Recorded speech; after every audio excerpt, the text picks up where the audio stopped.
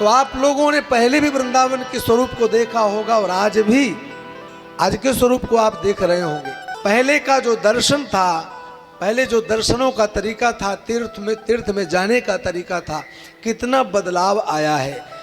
आधुनिकता जिसे हम साइंस और टेक्नोलॉजी बोलते हैं ना, ये मशीनों में दिखे, हमारे पहनावे में दिखे, वहाँ तक तो ठीक है, लेकिन भगवान के प्रेम के बीच में भी आधुनिकता का आना, ये आज जो दिखाई दे रहा है ना, ये हमारे सनातन धर्म के लिए बहुत नुकसानदायक है, बहुत नुकसानदायक है। गुरुजनों के अंदर, उन महापुरुषों के अंदर और उन कथा प्रवक्ताओं के अंदर तो केवल एक ही भावना मैं समझता हूँ होगी कि अधिक से अधिक लोग मेरे पास में आए, मुझसे जुड़े, मेरी कथा सुने, द्रव्य दें, दक्षिणा दें, परंतु उनका भी दायित्व तो बनता है कि आने वाले शिष्य को हमारे सनातन धर्म की क्या परंपरा है, क्या मान है, क्या मर्यादाएं हैं, इसकी क्या विशेषताएं हैं, क्या सीमाएं हैं, किस प्रकार के स्वरूप को बना करके ब्रज वृंदावन में आना चाहिए, किस प्रकार से काशी विश्वनाथ में जाना चाहिए, उज्जैन महाकाल जाना चाहिए,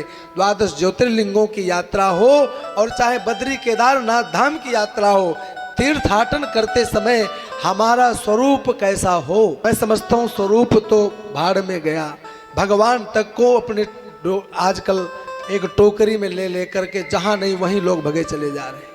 और बचपन में मुझे याद है कि वृंदावन में दूर दूर तक जो लड्डू गोपाल का दर्शन या तो दुकानों के अंदर या घरों के मंदिरों में या विशिष्ट मंदिरों में जहां दर्शन होता था, आज जिसको देखो वही टोकरी में लिए लड्डू गोपाल को घूम रहा है, नाच रहा है।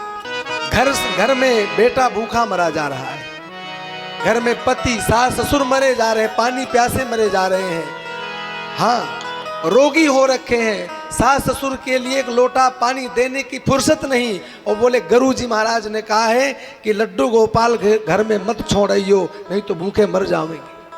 जो जगत नियंता जगदीश्वर है, जो विश्व भरण पोषण को कर जोई, जो संपूर्ण विश्व का भरण पोषण करने वाले हैं, वो भूखे मर जाएंगे। सास ससुर को पानी देने की आवश्यकता नहीं, पर लड्डू गोपाल को घर में मत रख दियो, जहां जाओ वहीं ले जाओ, चाहे नरकों में जाना पड़े आपको। हाँ, ऐसे ऐसे लोग जो केवल घर से अकेले यात्रा करते हैं, मैं उनसे प्रश्न करता हूं और आप लोग भी उस प्रश्न को सुनिए।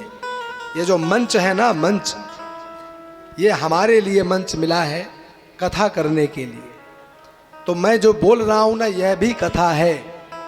कथा में परीक्षित वही रहेंगे, सुखदेव जी वही रहेंगे, उनको सुखदेव जी कथा सुनाएंगे, वो हर बार मुक्त होंगे। क्या इतनी ही कथा करके मैं भी चला जाऊं?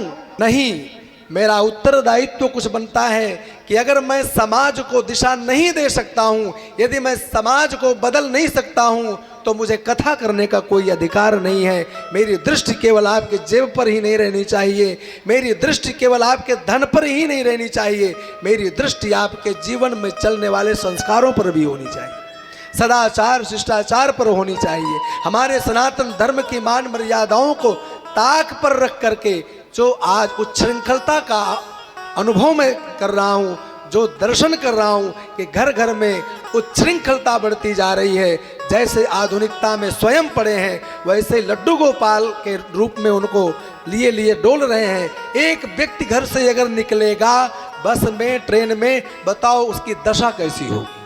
अपने जो बैग है सीट के नीचे घुसाए हुए, अब घर जब ट्रेन में अकेले बैठा है, सीट में अपने गोपाल को, लड्डू गोपाल को गोद में लिए है। मैं समझता हूँ जब भी मुझे शौच क्रिया करने जाना होगा, लड्डू गोपाल को उसी सीट में रखेगा अथवा किसी को पकड़ाएगा, फिर जाएगा शौच करेगा। लेकिन क्या ट्रेन में शौच करने के बाद स्नान करेगा? वहाँ भी बाथरूम है, ब्रश करेगा, फिर नहाएगा, फिर जल छिड़केगा, गंगा जल बह रहा है ट्रेन में।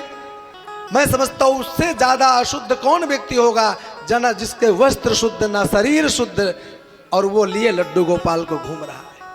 ये प्रक्रिया जो वर्तमान में दिखाई दे रही है, मैं उन सब गुरुजनों से, उन सब कथा प्रवक्ताओं से, महापुरुषों के चरणों में कोटि कोटि वंदन करते हुए एक ही निवेदन करूंगा कि आप समाज को बदलने के ठेकेदार हैं। हमें ठेका मिला है भगवान की कृपा से, हम प्रवक्ताओं को, संतों को, कथावाचकों को, कि आप समाज को बदलो, समाज में जो स्वरूप व्याप्त है उसको बदलाव करने में यदि हम समर्थ नहीं हो सकते, यदि हम अपनी वाणी से कुछ नहीं कह सकते, तो हमें कथा करने का अधिकार नहीं है।